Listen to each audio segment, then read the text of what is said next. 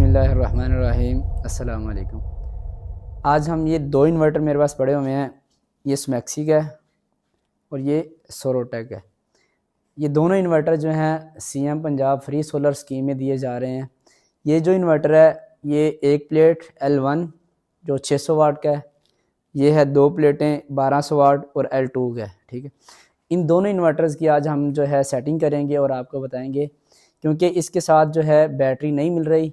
अक्सर लोगों को ये मसला होता है कि हमने इसके साथ बैटरी अटैच करनी है तो हम किस तरह करें। ठीक, अब हम सबसे पहले तो 1200 वाट वाला जो इन्वर्टर है उसकी सेटिंग करेंगे और आपको बताएंगे आपने उसकी सेटिंग, बैटरी की सेटिंग ख़ास किस तरह करनी है और इसमें कौन कौन सी सेटिंग मौजूद हैं वो हम आपको बता देते हैं। ठीक है, ये मैं आपको इसका डिस्प्ले दिखाता हूँ। ये इन्वर्टर आ गया हमारे पास। ठीक है, तो अब हम इसकी जो सेटिंग ओपन करते हैं, सेटिंग करके दिखाते हैं आपको। अब विदाउट बैटरी अगर आपने इस्तेमाल करना ना इसको, तो आपने इसका एंटर दबाना है। ठीक है, डिस्प्ले के ऊपर आपकी ये सेटिंग ओपन हो गई है। सबसे फर्स्ट आपने ना एक नंबर पे आपको जिस तरह ये SOL मिल रहा है ना, SOL आपने इसको सिलेक्ट कर देना। इसमें और भी ऑप्शन हैं, SBU, UEI, SOL। Without battery आपने इसका ये SOL सिलेक्ट करना है। इंटर करने के बाद किसी भी सेटिंग पे नहीं जाना आपने, डायरेक्टली इसकी ना 6 नंबर सेटिंग पे चले जाना है। ठीक है, ये 6 नंबर सेटिंग अभी तो अनेबल है। ठीक है, इसको अनेबल ही रहने देना। इसमें दो ऑप्शन है, डिसेबल और अनेबल। हम इसको अनेबल रहने देंगे। ये बेसिकली है रीस्टार्ट की। अगर आपके पास सिर्फ पैनल्स लगे हुए हैं, बैटरी नहीं इसके साथ और वापडा नहीं है, जैसे अगर पैनल से इसकी प्रोडक्शन कम होगी, लोड ज़्यादा होगा तो ऑफ़ हो जाएगा, तो ऑटोमेटिकली इन्वर्टर दोबारा इस ऑन हो जाएगा। ठीक है, इसके बाद हम बैक आते हैं थोड़ा सा। इसकी ये एम्पेयर की सेटिंग है। ये सोलर से आप कितने एम्पेयर चार्ज करना चाह रहे हैं। फ़र्स्ट ऑफ़ ऑल ये सोलर से चार्ज करेगा। इसको हम 30 एम्पेयर पे रखते हैं क्योंकि हमने इसके साथ अभी बैटरी अटैच की हुई है। उसके बाद ये इसमें भी दो ऑप्शन होते हैं। नंबर 3 पे UPS और APL। APL मीन होता है कि ये 90 वोल्ट से लेके 230 240 के दरमियान अगर आएंगे ना, तो ये इन्वर्टर को कोई प्रॉब्लम नहीं आएगी, लोड बंद नहीं करेगा। अगर हम UPS पे सेलेक्ट करते हैं तो 170 यानी 170 से 230 या 240 तक आएगा। ठीक है, ठीक है, हमने इसको APL पे रखना है। ठीक है जी, उसके बाद हम चले जाते हैं इसकी नंबर 5। नंबर 5 के ऊपर आपने बैटरी सिलेक्ट करनी है। हमारे पास तो अभी बैटरी जो लगी हुई है ना, फ्लडेड बैटरी है।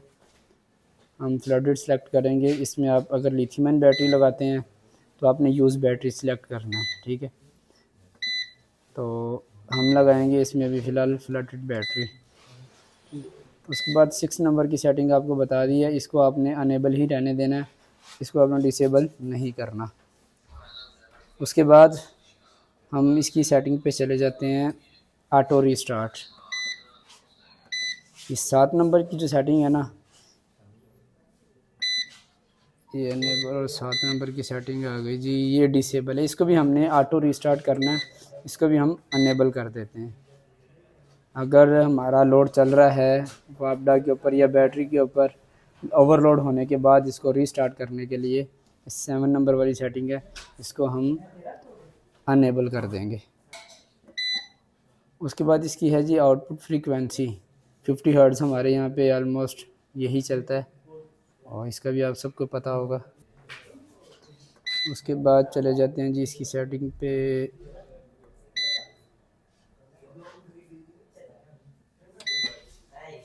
ये तो 50 हर्ट्ज़ हो गए।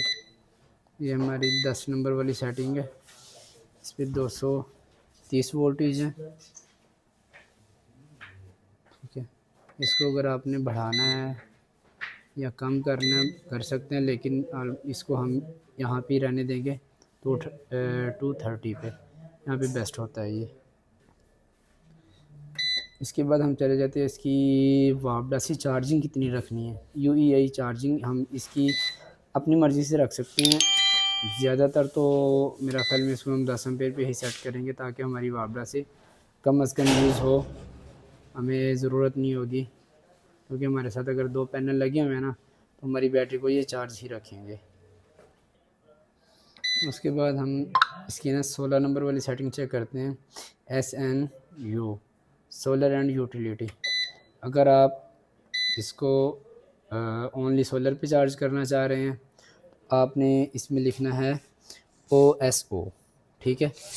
अगर आप इसको मतलब के वापडा से फर्स्ट प्रायोरिटी वापडा की रखना चाह रहे हैं तो अपने CUE, ये भी मैंने आपके सामने किया हुआ है।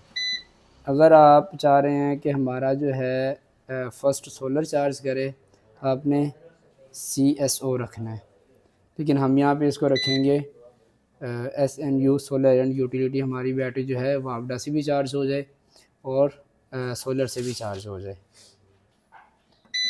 उसके बाद जी है बीप ऑन और बीप ऑफ।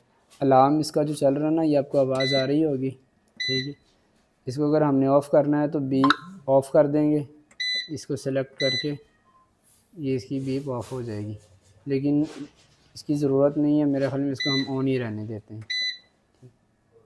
और इसके बाद जो इसकी मज़े की सेटिंग है ना सबसे, वो मैं आपको दिखाता हूँ। बाकी ये सेटिंग्स का इतना कोई मेरा ख्याल में फ़र्क नहीं पड़ेगा। ये 43 नंबर पे जो है ना, इस CM Punjab free solar scheme में सोरोटेक का जो इन्वर्टर है ना, उसमें भी ग्रिड फीडिंग का ऑप्शन दिया हुआ है। ग्रिड फीडिंग आपको यहाँ से डिसेबल और अनेबल करने का ऑप्शन मिलता है। आप इसमें ग्रिड फीडिंग भी कर सकते हैं। सबसे बेहतरीन ऑप्शन ये है इसमें। अगर आपका घर में पहले भी एक सिस्टम लगा हुआ है, उसके साथ आप लगा रहे हैं, तो आप इसकी ग्रिड फीडिंग ऑन करके एक्सपोर्ट भी कर सकते हैं एक्स्ट्रा यूनिट को, ठीक है। अभी तो हम इसको डिसेबल ही रखेंगे। अब पता नहीं किसी जिसके घर में जाएंगे उसके घर में वो लगा भी हुआ है या नहीं ग्रीन मीटर, तो इसको हम डिसेबल ही रखेंगे। आज हमने आपको इसकी मेन सेटिंग्स बता दी हैं, ठीक है। इसकी प्रॉपर सेटिंग भी इंशाल्लाह आपको अगली वीडियो में दिखाई जाएगी। वीडियो लंबी हो रही थी, ठीक है। इसकी वीडियो भी अलग से आ जाएगी सेटिंग की। अगली वीडियो देखने के लिए हमारे चैनल को सब्सक्राइब करें। Thank you. अल्लाह हाफिज़। खुश रहें, आबाद रहें।